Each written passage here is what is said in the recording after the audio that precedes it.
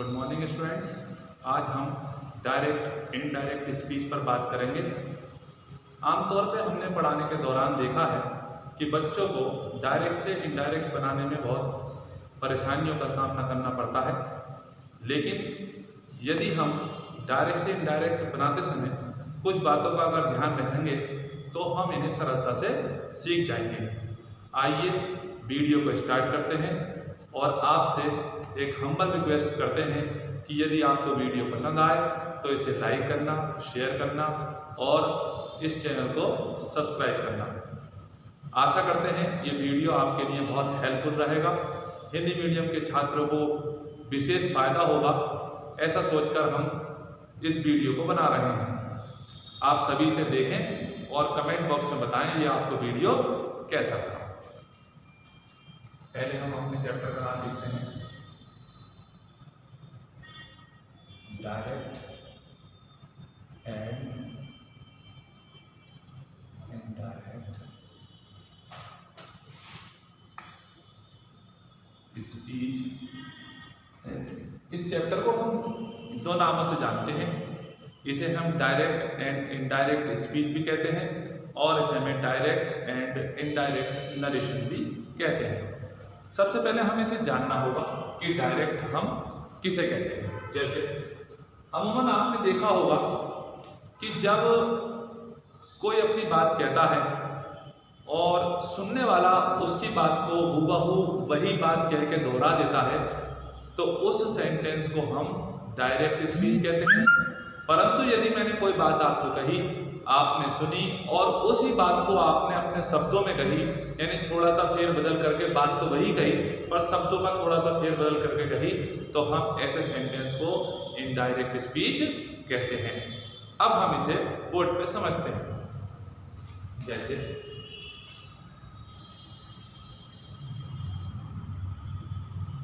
Ram said Sita is reading her book. इसे हम कहते हैं डायरेक्ट स्पीच।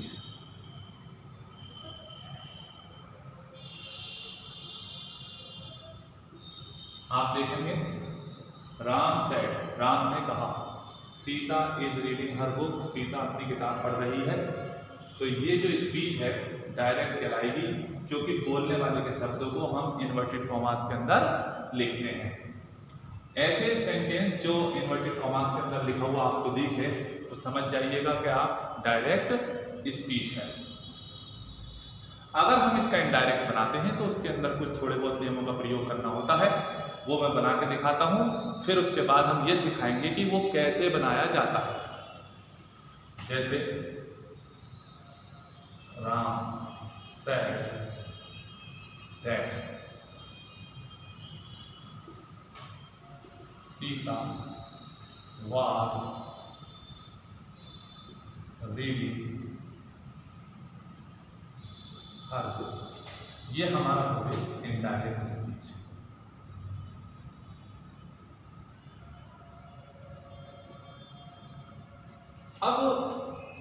अभी आपको ये पता नहीं चला ये कैसे तैयार हुआ है। अभी इसके बाद जो मैं स्टेप लूँगा उससे आपको ये पता चल जाएगा कि हमने किस tरीके से डायरेक्ट से इनडायरेक्ट बनाया। अब वही चीज़ देखते हैं।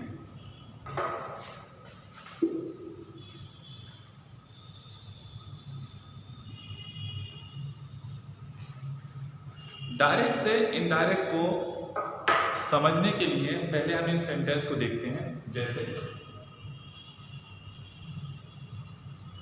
Ram said to Meera, Gopal has gone to Delhi। अब आप ध्यान से देखें, राम said to मीरा, ये इतना पार्ट आपका कहलाता है रिपोर्टिंग स्पीच।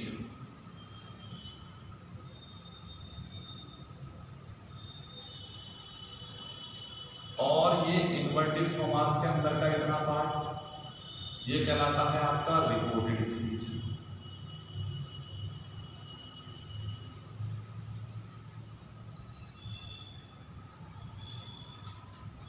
अब ध्यान से देखें, यहाँ जो भी व्यक्ति हो, चाहे राम, मोहन, सीता, गीता, सुनीता, कुछ भी हो सकता है, मेल हो फीमेल हो, उसे हम कहते हैं स्पीकर, और हिंदी में कहलाता है वक्ता। इसे हम कहते हैं स्पीकर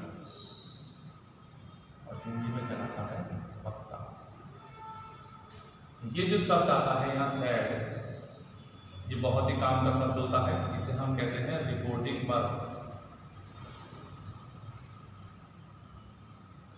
और ये जो बचा मीरा, ये हमारा ऑब्जेक्ट है।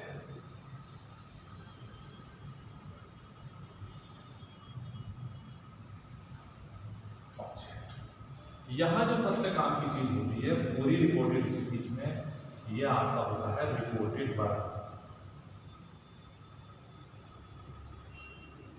जो सबसे ज्यादा यूज होता है। डायरेक्ट इनडायरेक्ट में इन्हीं दो वर्बों का सबसे ज्यादा यूज होता है, इधर रिपोर्टिंग वर्ब का, इधर रिपोर्टेड वर्ब का। बाकी सब आप जब स्टेप बाय स्टेप सीखेंगे तो आपको पता चल ही जाएगा, और आप बेहद सरलता से सीख जाएंगे बिना किसी परेशानी के। चलिए अब आप समझ जाइए, एक बार और ले लेता हूं मैं। हमारे पास डायरेक्ट स्पीच है। डायरेक्ट स्पीच को दो हिस्सों में बांटा जाता है, रिपोर्टिंग स्पीच, रिपोर्टेड स्पीच।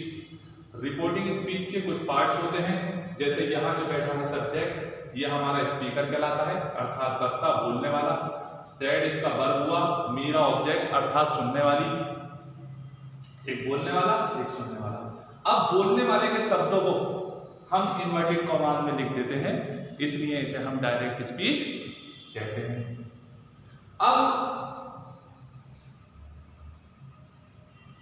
ये सीखेंगे कि किस तरीके से हमें इनडायरेक्ट बनाना है।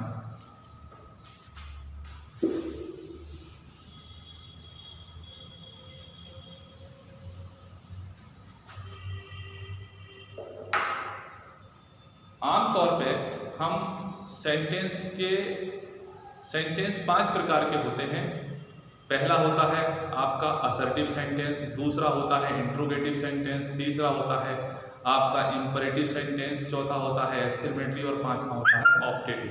किन्हीं कुछ किताबों में एक्सक्लेमेटरी और ऑप्टेटिव को एक साथ ही मिला करके एक्सक्लेमेटरी में ही दे देते हैं, ऑप्टेटिव को वो थोड़ा सा छिपा देते हैं उसी के अंदर। ऐसा भी होता है, लेकिन अब हम एक एक करके सीखेंगे, तो आप देख लीजिए, मैं लिख के देता हूं आपको, पांचों आपके काम आएगा। वाक्य 5 प्रकार के होते हैं। नंबर 1,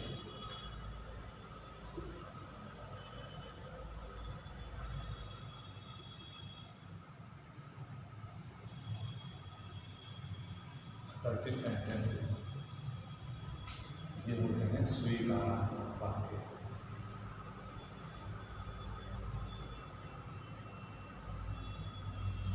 दूसरा होता है इंट्रोगेटिव,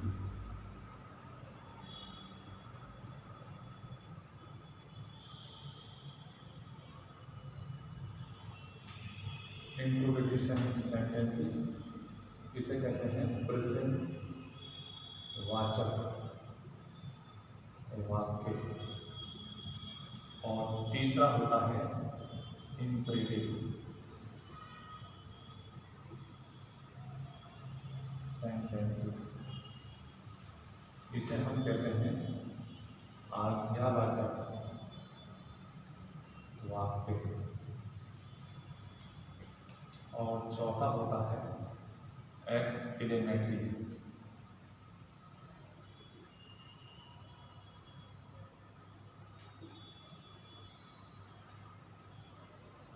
इसे कहते हैं विस्मय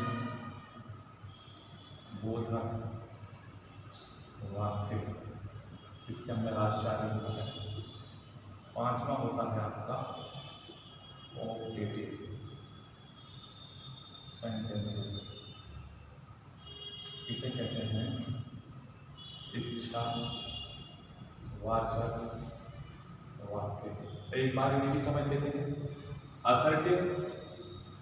असर्टिव सेंटेंसेस स्वीकारात्मक वाक्य, यानी कि ऐसे सेंटेंस जिसके अंदर नहीं हो या नहीं ना हो, अर्थात जैसे मैं जाता हूँ, मैं नहीं जाता हूँ, हम नहीं लगा के बोले या बिना नहीं लगा के बोले, दोनों ही वाक्य असर्टिव सेंटेंस कहलाते हैं। कुछ भी हो सकता है। दूसरा होता है इंटरोगेटिव सेंटेंस, इसे कहते हैं प्रश्नसूचक वाक्य, अर्थात ऐसे सेंटेंस जिसमें हम किसी से सवाल पूछते हैं। ये दो प्रकार के होते हैं, first type interrogative, second type interrogative. First type में हम शुरू में क्या लगा के बोलते हैं, क्या तुम बाजार जाते हो, क्या तुम खाना खाते हो, क्या सीता कमरे में है, क्या पिताजी दफ्तर गए हैं, क्या मम्मी ने खाना बना लिया है, इस तरीके के। और एक होता है WH फैमिली से स्टार्ट होते हैं, वो WH फैमिली का प्रयोग करते हैं उसके अंदर क्वेश्चन वर्ड का। वो इस तरीके से होता है कि तुम कब उठते हो, तुम खाना कब खाते हो, मीरा कहाँ जाती है, सीता कब सोती है, तुमने कौन सी पुस्तक खरीदी है। इस प्रकार के क्या, जो, कहाँ, कैसे, किसने, किसको, किसका इत्यादि लगा करके वाक्य हिंदी में होते हैं। और अंग्रेजी में वेयर है, व्हाई है, हाउ है, विच है, हाउ मेनी है, इस तरीके का लगा के बनाते हैं। फिर तीसरा आता है इंपरेटिव सेंटेंस, आज्ञावाचक वाक्य। ऐसे सेंटेंस जिसमें हम दूसरों को आज्ञा देते हैं, जैसे यहाँ आओ, कम हियर, वहाँ जाओ, गो दियर, दरवाजा खोलो, ओपन द डोर, पानी लाओ, ब्रिंग सम वाटर, या मुझे एक गिलास पानी दो, please bring me a glass of water. इस प्रकार के वाक्य इसमें होते हैं। इसमें डोंट का भी प्रयोग होता है, इसमें प्लीज़ का भी प्रयोग होता है, और बाकी हम इसके और ज़्यादा विस्तार में आगे जाएंगे। फिर चौथा होता है आपका एक्सक्लेमेटरी सेंटेंसेस, यानी विस्मयबोधक वाक्य। ऐसे वाक्य जिसमें आश्चर्य व्यक्त किया जाता है, जैसे मैं कहूँ अरे तुम कितनी खूबसूरत हो, हाउ ब्यूटीफुल यू आर, या मैं कहूँ अरे वो कितना लंबा है, तो how much tall he is. तो इस प्रकार से के जो वाक्य होते हैं, या वंडरफुल यू आर, अरे तुम कितने मूर्ख हो, इस प्रकार के वाक्यों को हम एक्सक्लेमेटरी सेंटेंस कहते हैं। इसके अंदर आश्चर्य है और आपके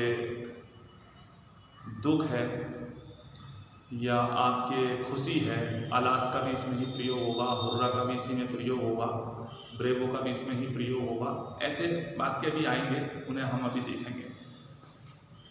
फिर आता है ऑप्टेटिव सेंटेंस। ऑप्टेटिव सेंटेंस में इच्छावाचक होते हैं। इच्छावाचक में हम काश में पक्षी होता, काश में फिर से जवान होता, इस तरीके के वाक्य होते हैं। अब इन सब को जब हम इनडायरेक्ट बनाते हैं तो सब में रूल अलग अलग फॉलो करने पड़ते हैं। अब आप यहाँ से अब आप ध्यान से देखें, बस अब स्टेप बाय स्टेप आपको आने लगेगा।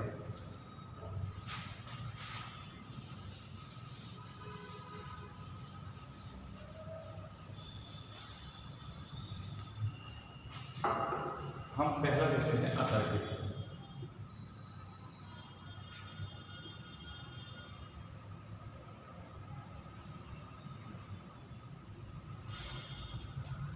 असर्टिव सेंटेंसेस,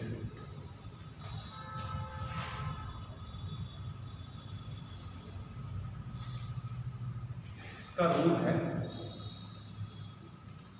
यदि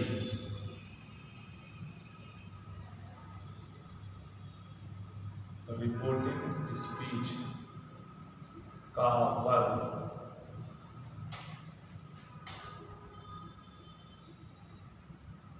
प्रेजेंट या फ्यूचर में हो तो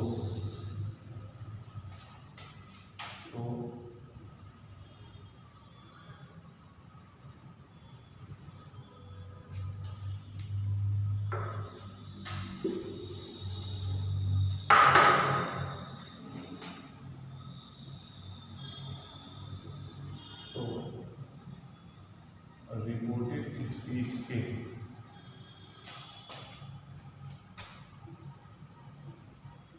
वर्ब के टेंस में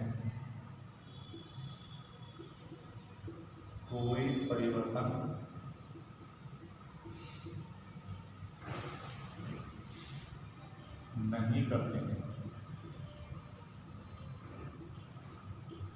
समझे?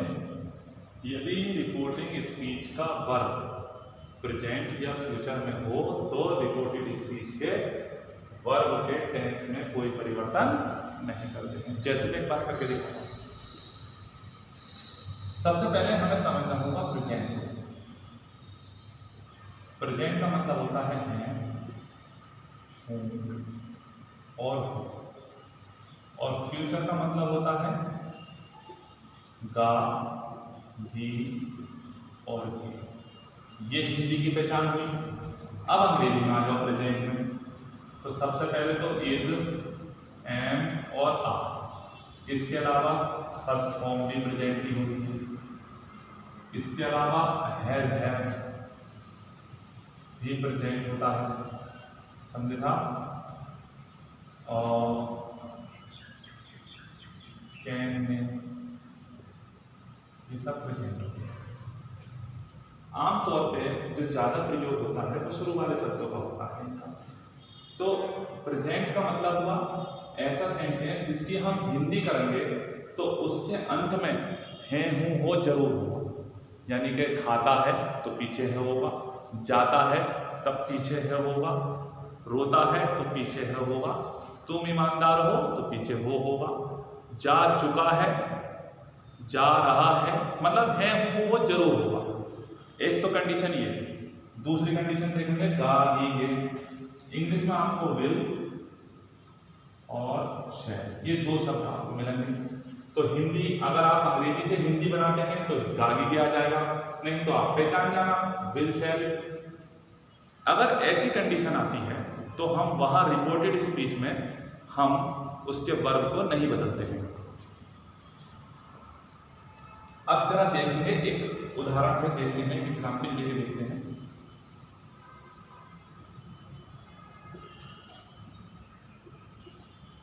सीता सेज मोहन इज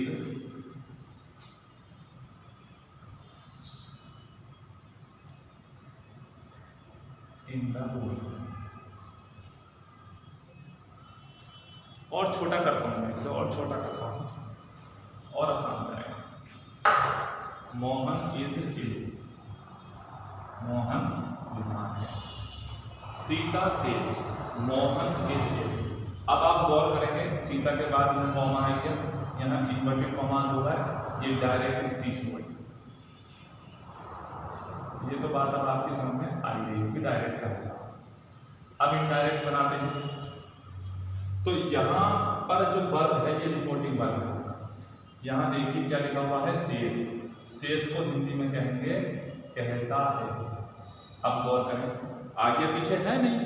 अगर यहाँ पर ऐसा है कि प्रेजेंट में शो हो रहा है या फ्यूचर में शो हो रहा है तो यहाँ पर आप देख लीजिएगा, मैं बोल कर रहा हूँ जड़ यही है, ये बदला नहीं जाएगा। यानी कि रिपोर्टिंग वर्ब नहीं बदला जाता। कब नहीं बदला जाता?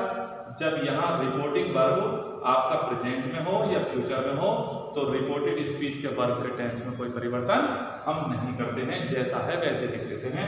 और इन कॉमास को हटाने के लिए हम कंजक्शन का प्रयोग करते हैं और पूरे असर्टिव में दैट ही कंजक्शन लगता है। मैं भी लिखता हूं, जैसे आप देखें Sita says that Mohan is. तो यहां पर आप देखेंगे Sita says that Mohan is, तो यहां पर हमने कोई परिवर्तन नहीं किया और कंजक्शन लगा के दोनों को छोड़ दिया। अब बात पूरी हो जाती है तो मैं यहाँ रूल लिख सकता हूं, असर्टिव सेंटेंसेस में कंजक्शन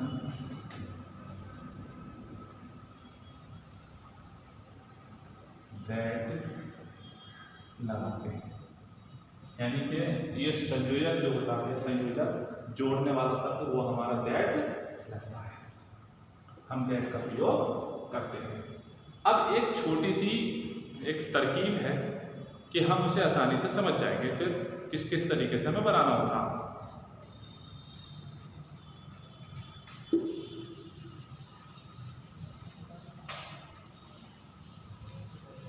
इस वीडियो के बाद आपको फिर जिंदगी में परेशानी नहीं आने वाली कि डायरेक्ट से इनडायरेक्ट कैसे बनाते हैं। देखिए जरा ध्यान से, ये तो हुआ आपका डायरेक्ट और ये हुआ आपका इनडायरेक्ट।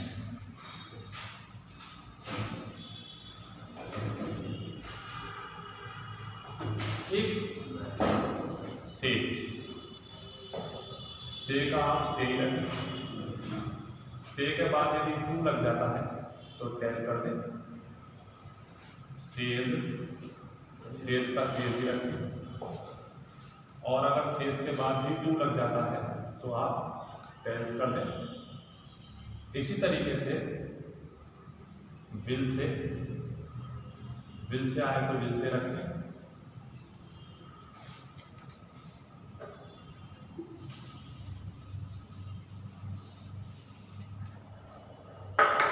इसी प्रकार से विल या शैल के साथ से के बाद भी टू लग जाए तो आप विल टेल कर दें। अर्थात कहने का अर्थ वही है कि जब टू लग जाता है तो से के ऊपर टेल हो जाता है। इसी प्रकार से एक और होता है हैज या फिर हैव। इसके साथ वर्ब की थर्ड फॉर्म सेड आती है जो बच्चे को कंफ्यूज करती है, क्योंकि जब हमारा हैज के साथ थर्ड आता है, थर्ड फॉर्म आता है तो वो प्रेजेंट परफेक्ट होता है। चुका है, चुकी ही, चुके हैं का अर्थ देता है। तो इसलिए ये प्रेजेंट होने के कारण ये भी हैज के साथ ऐसे ही लिखा जाता है। ये बच्चों को थोड़ा डिफिकल्ट भी लगता है। अब फिर से इसमें अगर हमारा हैज के साथ सेड के साथ अगर टू आ जाता है तो हम हैज को तो सब्जेक्ट के अकॉर्डिंग रखते हैं और सेट टू का हम बोल्ड कर देते हैं। तो इस कंडीशन में ये प्रेजेंट ही रहता है। अब हम इन छोटी सी तरकीबों का प्रयोग करके देखेंगे और उम्मीद करते हैं आज के बाद फिर डायरेक्ट इनडायरेक्ट से डर लगना बंद हो जाएगा। देखते हैं।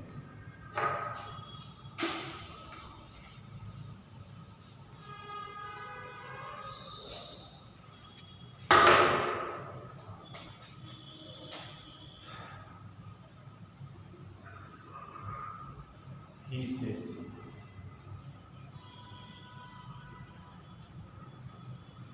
the pion is, एक छोटा सा सेंटेंस है। अब आप सारा यहाँ देखें क्या है, सेज। जैसे कि मैंने भी पहले बताया था, अगर सेज आता है तो सेज ही रहेगा। तो आप बेफिक्री से he says, ठीक। कॉमे हटाने के लिए कंजक्शन दैट ही लगेगा। यहाँ सेज है, इज बदलेगा नहीं, पूरा ऐसे जोड़ दीजिए।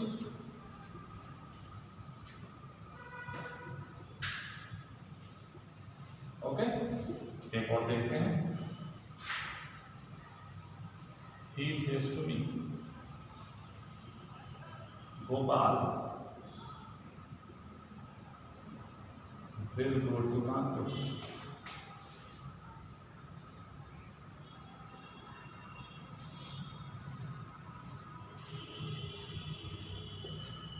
अब आप देखें क्या आया, से टू।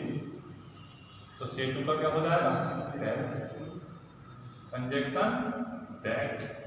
अब यहाँ वर्ब है विल, तो यहाँ प्रेजेंट है सेज, इसलिए विल बदलेगा नहीं। आप दैट लगाएं और आगे बढ़ जाएं, पूरा ऐसे जोड़ दें, कोई भी प्रॉब्लम नहीं आने वाली। Will go to Kanpur. एक और लेते हैं, सीता विल से, ये मैंने फ्यूचर का दिया, विल से। Mohan has done the work. Okay, गौर करें क्या है, विल से।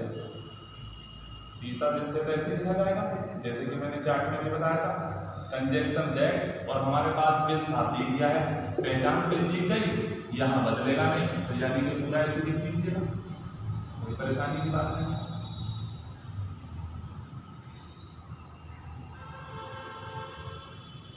अब हम एक उदाहरण हैज हैव वाला भी ले देते हैं, उसमें भी आपको थोड़ी आसानी हो जाएगी।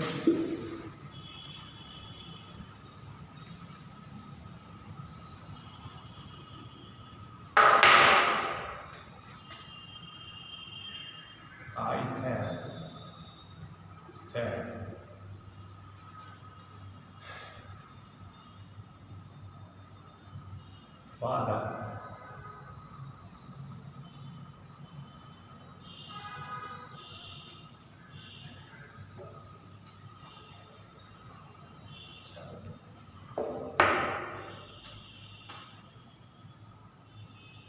goes to office,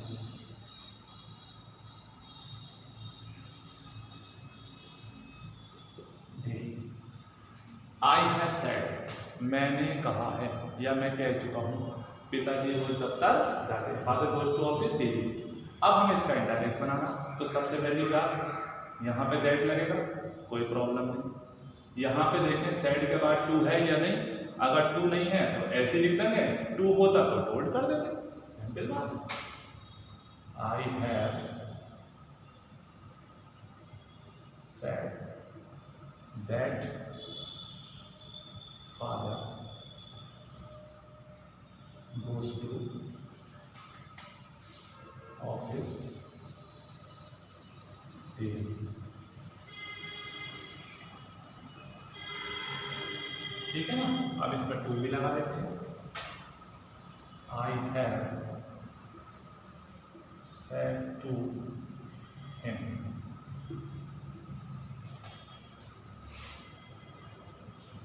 Meera